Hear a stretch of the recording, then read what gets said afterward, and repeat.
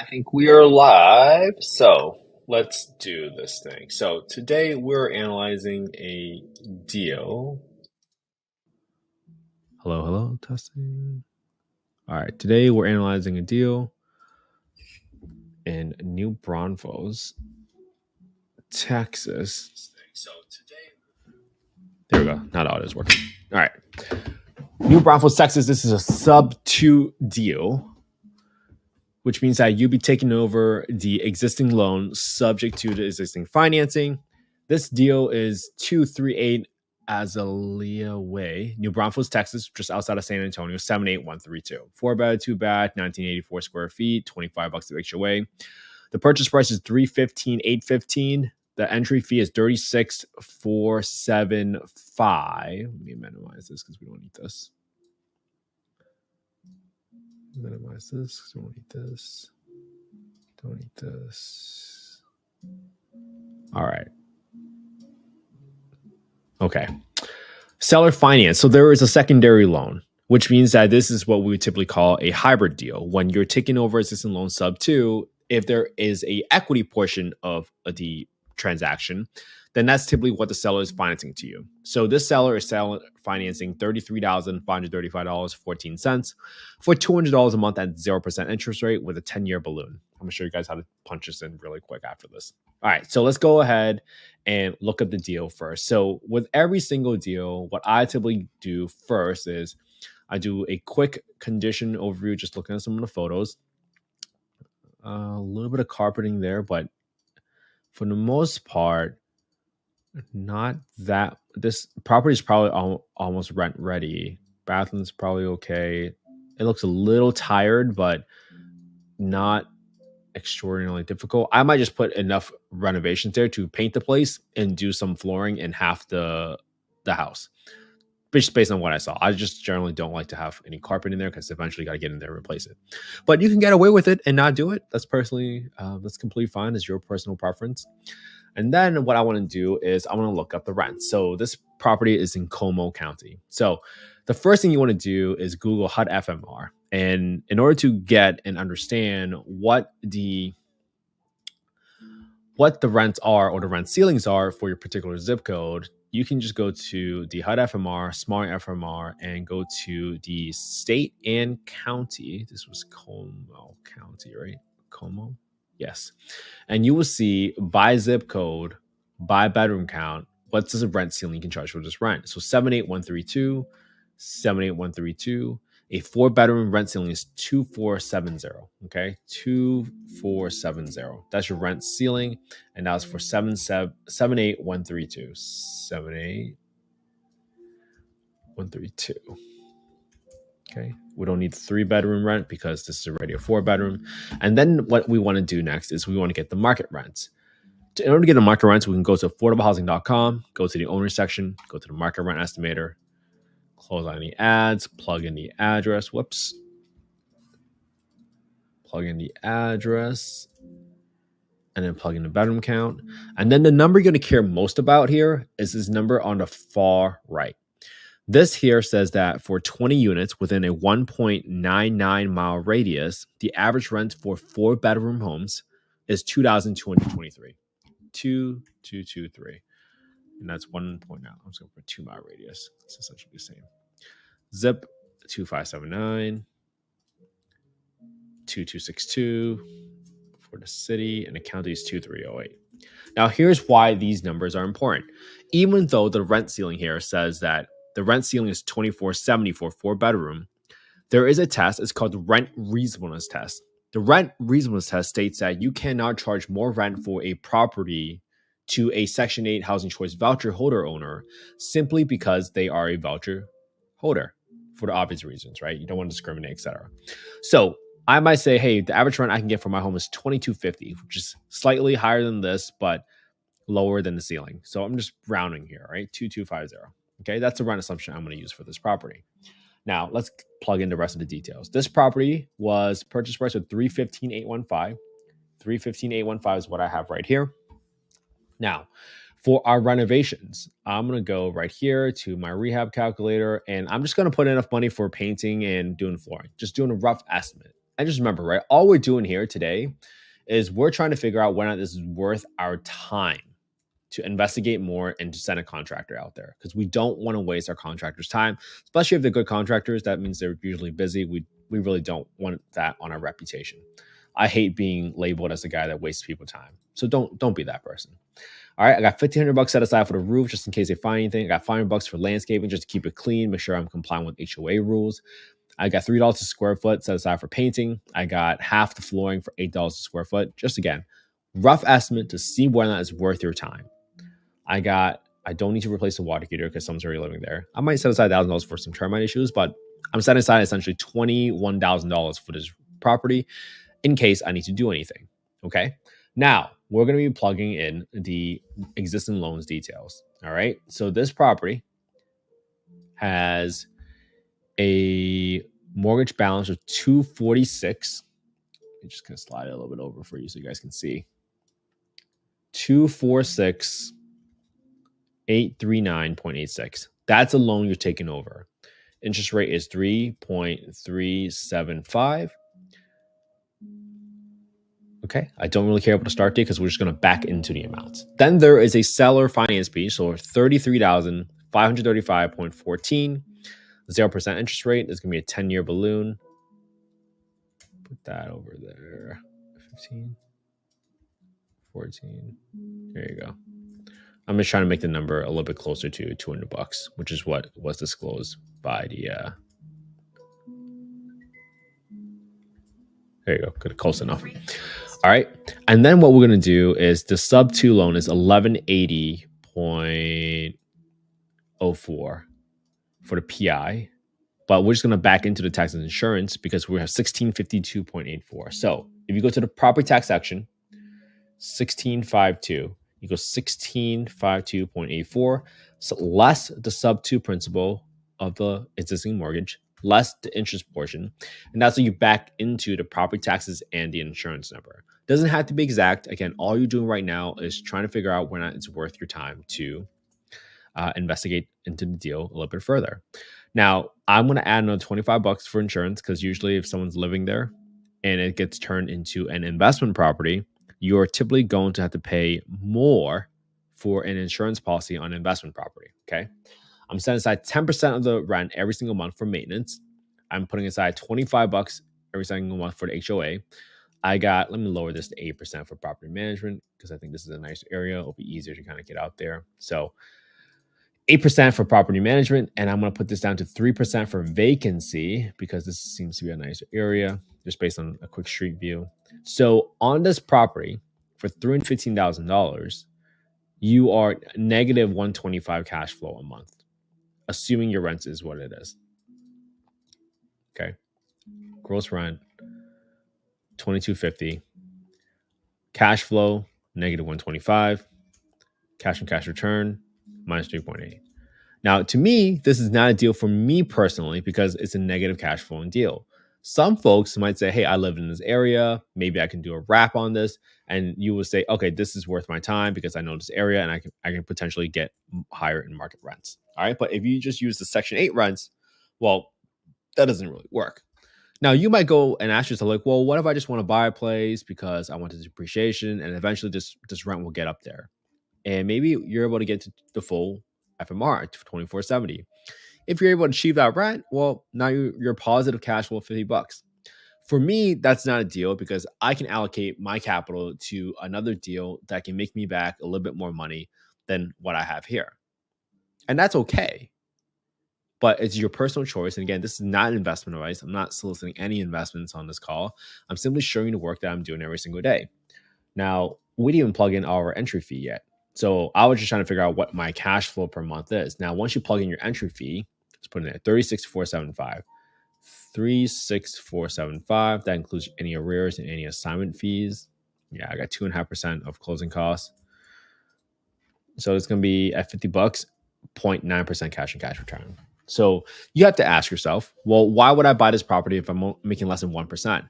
I can go put my money in, let's say I can put my money in a money market account, which I think they're making like 4% nowadays, which is a much better return on your investment because you have to remember about execution risk, which means what happens if the property doesn't get leased out fast enough, or there's some issues with the contractors, and there's some issues with the tenants, with turning over the unit, etc. So those are all execution risk. And sometimes people struggle to quantify that with the right holding costs. But in this scenario, even you assume that you're just getting all the stuff up and running right away, you're still not making money on a cash and cash basis. Now, could you say, hey, if I have a lot of tax liability this year, I want to buy some properties to take bonus depreciation on it?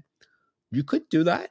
You could maybe turn this into a short-term rental, but at $315,000 purchase price, your bonus depreciation is really limited. I remember when we had our bonus depreciation done on our single family. I mean, we probably saved did a bonus depreciation about like almost 200 grand. So this is unlikely going to yield the same results on a deal such as this. So you have to really figure out whether or not it's worth your time. So for me on this scenario, let's kind of quickly recap what we did, right? We got the property. We did some quick street drive-by and we saw that, hey, this is a probably brand new subdivision in here. Great. Then we got the FMR, the fair market rents from the HUD FMR website. We got the rent ceiling, by bedroom count, by zip code. Then we went to affordablehousing.com. We went to the owner section to get the market rent. And that's how we saw that the average 4-bedroom rent is $22.23. Okay. Now, after that, we checked on the condition of the property. We understood exactly what it looked like. And I knew this was pretty suburban. So I thought that this was going to be a pretty safe neighborhood anyways, pretty far out of San Antonio. So what we did was we started plugging in the numbers based on the deal details that we got. With the deal details we got, we saw one, what the terms are of the subto loan. And then we also saw the terms of the seller finance piece. We plugged in the purchase price here, plugged in the renovation amounts right here, based on estimated square footages for painting and flooring as our main sort of rehab needs, even though it's probably pretty much turnkey. We used 2250 because that was the lower of the two when you compare the market rents to HUD FMR. And then we plugged in our property taxes by simply taking over the existing loan sub 2 and using the PITI that was disclosed by the wholesaler to back into the total property tax amount with insurance after it calculates out what the monthly payment is likely to be. We plugged in the seller finance piece in the secondary loan so that comes over here as $200 essentially every single month. So we know exactly what we're cash flowing. After you plug in the entry fee and everything else, you put in 10% for maintenance, you put in 8% for property management, usually it's 8 to 12%. That's what you typically see. 3% for vacancy, and I got $25 for the HOA. And then you get your net cash flow number. That could be positive or negative. And then after that, you can mess around with different scenarios. If you remember how we've underwrite deals in the past, we've looked at different properties and we said, hey, what if I could turn this into a 5-bedroom or a 4-bedroom? It was already a 3 because there's a garage. Those are all the different scenarios you can go through to creatively assess whether or not you can get additional rents on this property. So going through all the scenarios, you eventually figure out what you can do and what you can't do. And that's pretty much it. That's it, right? Not hard at all. Sometimes analyzing Section 8 properties is really, really straightforward. When it's a creative deal and someone's already negotiated terms, that's even easier. In the past, we've analyzed certain deals where we've seen, and how I would say it, we've seen, and we've also, how would I say it? We creatively looked at whether or not we turn this into a seller finance deal. So if it's an on-market deal, what we've done in the past is we said, hey, what if we offer and pitch terms to a seller with different down payment options and different interest rate options? We went through all those scenarios and said, hey, these are the set of terms that will make that deal a deal, quote unquote, based on our own investment criteria. And that's what we do every single day. So it's Saturday. Thank you so much, you guys, for tuning into this and watching this, because that's just us staying consistent every single day, being the boring guy and analyzing deals together. And I met a lot of folks who have said, hey, how do I get started? What areas should I invest in? And it always comes down to, well, where do you have the team to execute on your deals? So what we've done on the Affordable Housing and Real Estate Investing podcast is I just had another guy, Tyler Aiken, uh, contractor in the Kansas City market. He is in the Overland Park area, which if you've seen some of the list, it's usually was ranked like number 2 on the happiest cities to live. So that's what I'm doing. I'm helping all of you get over the fears of not having a team to execute on your deals. Because I remember when I first started, one, I was so scared about losing money. I was so scared about not having the right team in place, and I didn't even know where to start. And sometimes you get scared when you don't know where to start because you don't know what the options are. So, what I'm doing with the podcast and the community that we're building together is sharing all the resources with you so that you at least know where to start. If you don't know how to analyze deals, all you have to do is just copy what I did today. You're just copying my homework. All you have to do is look at the same deal I looked at today using the same spreadsheet. Just DM me your email at investwithkenthe on Instagram, and my team will send out the spreadsheet to you. I've been very fortunate. I've been given the spreadsheet by other folks, and I just tweaked it and modified it to meet how I underwrote deals myself. But all you have to do is just do 18 minutes a day. And if you do it for 365 days, you will be better at analyzing deals than 95% of the world. And all you have to do is look at the deal I analyzed today and pick one phrase, one part, and just explain it better than I did.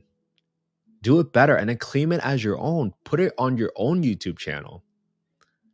And after a while, you're going to have your own YouTube channel with 100, 300, 500 videos of you analyzing deals. And then at that point in time, even if you're not confident in your analysis, you can prove yourself and give yourself evidence that you know what you're doing because you've analyzed deals for the past 100, 300 days. It's better than 95% of America. And hopefully that gives you a little bit more confidence. And after you learn to figure out what your deal looks like and what a deal to you looks like and what your criteria is, then you can focus on, hey, do I have the team in there? Well, then on our podcast, we brought into contractors so that you can figure out, hey, is that the right contractor I want to use for a renovation in Kansas City or in Overland Park or in Johnson County, Kansas? Maybe. But at least you know where to start. I'm not saying any contractor I bring on is fully vetted, nor can I guarantee that their past performance is going to be any indication that they're going to succeed in the future. Because if you think about it, every contractor, they might fall apart at some point, right? They might lose some guys and all of a sudden they're delayed on projects. But at least you can get a bid from him and you can get a bid from 2 other contractors and then make your own judgment call on how do you vet the contractor and see who really knows what they're doing. And you can ask all those questions to those contractors about, hey, what do you think Section 8 is going to look for in their inspection? All right, I brought a contractor on a podcast who used to be a Section 8 inspector himself. So you are equipped with the right people, at least at the very minimum, you're equipped with the head start. And I hope that serves as a shortcut for all of you. And you are supposed to have it easier than I did. You're supposed to. This is what it means to pave the path for the next generation. They're supposed to have it easier than us. They're supposed to be a little bit less afraid. Because how else do you solve this affordable housing problem? I can't solve it on my own. And I can't imagine what life would have been if no one ever helped my mom. I can't imagine what my life would have been if I never grew up in that home that I grew up in, with a stable roof over my head, living on a 13th floor. And I welcome all of your support. I hope you all are able to really embrace that abundance mindset. Just because I'm sharing a contract with you does not mean that contractor cannot do work for me. When you help others grow their business and you help your partners make more money, that is when the true wealth gets created for yourself personally. I think that's been some of the biggest lessons from some of the world's wealthiest folks. It's how do you make the others way more wealthy, way more money, bring them way more business than what you make yourself. Because when you make other people succeed and help them get what they want, then you get what you want. And I'm really clear about what I want. I just want to walk the single mom into a beautiful home with her 2 kids, and all they have is just 2 bags of clothes and a TV in the backseat of their car. And then when they get into the home of a brand new remodeled home, they get a little teary eyed and they just look at me and they say thank you. And I've been so grateful and freed to have that clarity in what I want. And every one of you that is in this community is going to have your own wants. And I hope that you have the courage to acknowledge that and embrace that. Whatever you want, you can have. If you want fancy cars and fancy houses and lavish vacations, if you give yourself permission to pursue that, I'm not judging. I'm just really clear about what I want. I get the ultimate fulfillment from helping folks. And that emotional income from any of your thank yous, from any of your comments. I'm so grateful for all the support you guys have shown the podcast and the platform that we're building together and the community that we're building together. Because without those comments, I don't think I would have kept going. They say most podcasts, 90% of podcasts never make it past episode 3. And then after that, 90% of those podcasts never make it past episode 20. We're on episode 70 plus now for the podcast. And it's all thanks to folks like you and all of our guests that have come onto the podcast that believes in the mission, that believes in paying it forward, believes in helping one another. So that's the best I got for you today on Saturday afternoon for me. But I know it's 6 o'clock at night, but there's no excuse. We got to put in the work. Everything has probably taken twice as long. It's been twice as hard. But I don't think I would have traded for anything. And I'm so glad to be in this community with all of you. And I'm so glad I have the privilege to be working with all of you and the honor to be sharing the resources with all of you and the knowledge. Thank you for our support. And we're going to continue to bring on great guests onto the podcast. So thank you so much, everybody, for tuning in today. Have a great Saturday, everybody. Spend some quality time with your family and friends today, because that's what life is all about. All right. So let's stay consistent together. And I'll be back here again tomorrow. Have a great day, everybody.